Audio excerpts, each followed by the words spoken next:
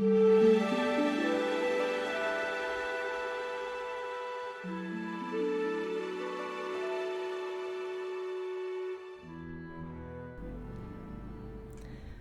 Bundle of Sticks from Aesop's Fables. Long ago, in a warm little farmhouse at the edge of a wide green valley, there lived a farmer and his 3 sons. The farmer was a good man.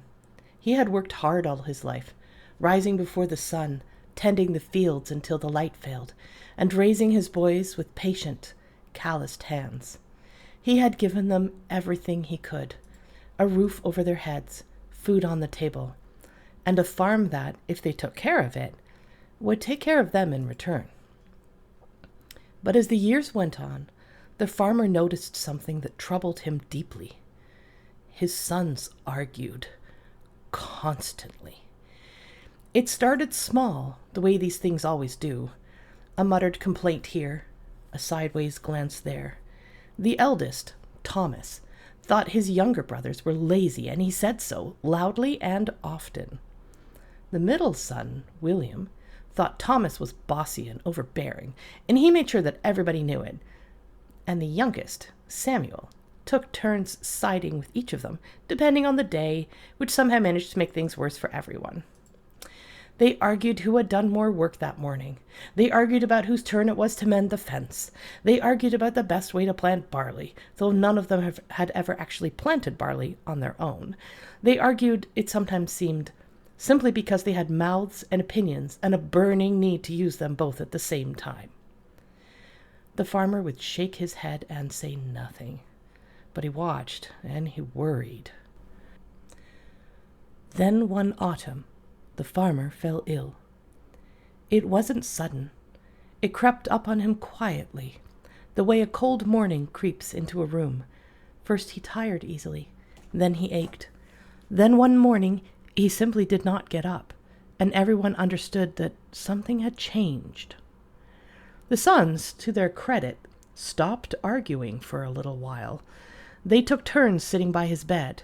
They brought him soup and water, and told him he looked better than he did. But the farmer could see the looks they exchanged across his room, the sideways glances, the tight jaws, and he knew that the moment he was gone, the fighting would begin again in earnest, and this time it might not stop. He knew he had one lesson left to teach, and he didn't have long. One afternoon, when he felt a little stronger, the farmer called his 3 sons to his bedside. "Go out to the wood pile," he said, "and bring me a bundle of sticks, a good handful, 10 or 12, and tie them together." The sons looked at one another, puzzled, but they went, and they came back with a bundle of sticks, 12 of them, roughly the same length, bound tightly together with a length of cord. The farmer took the bundle in both hands and held it out towards Thomas, his eldest. "Break it," he said. Thomas smiled. He was strong. Everyone knew that. He gripped the bundle, planted his feet, and bent it across his knee with everything he had. The bundle did not break. It didn't even crack. Thomas grunted and tried again, his face going red with the effort. Nothing. He handed it back, rubbing his palms. The farmer held the bundle out to William. "Your turn." William was cleverer than he was strong, but he tried anyway, twisting, bending, pressing the bundle over the bed frame. He huffed and strained and gave it a proper go. The bundle held fast. William set it down, looking mildly annoyed, as if the sticks had done it on purpose. Last came Samuel, the youngest. He studied the bundle for a moment, trying a slightly different grip, a slightly different angle. Still nothing. "I can't, Father," Samuel said, setting it gently on the bed. "None of us can." The farmer nodded slowly. Then, with his frail fingers, he untied the cord. The sticks fell loose across the blanket, 12 of them, plain and ordinary, just sticks from the woodpile. He picked one up and handed it to Thomas. Thomas snapped it in half easily. He handed one to William, snap. One to Samuel, snap. He picked up one himself, and he broke it with barely any effort at all. The crack soft in the quiet room. The three sons stood there, looking at the broken sticks, and said nothing.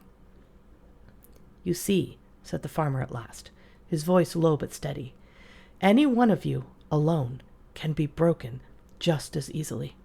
One son on his own is just a stick, but the three of you together," he nodded towards the cord still lying on the blanket, "together, you are something nobody can break." He looked at each of them in turn, Thomas, William, Samuel, and his eyes were tired but clear. "I won't always be here to settle your quarrels. I know that. But I need you to remember this. Help each other. Stand together. Because the world will test you, and it won't be gentle about it. And I would very much like to think, that when it does, you'll hold fast." The room was quiet for a long moment. Then Thomas reached down and picked up one of the broken sticks. He looked at it. He looked at his brothers. And for the first time in longer than anyone could remember, he didn't have a single word to say. Neither did the others. And somehow that's how you know that the lesson has landed. The three sons took over the farm that spring, and they worked it together. And although they still argued sometimes, because they were brothers after all, and brothers do that, they never forgot the bundle of sticks. And they were never broken.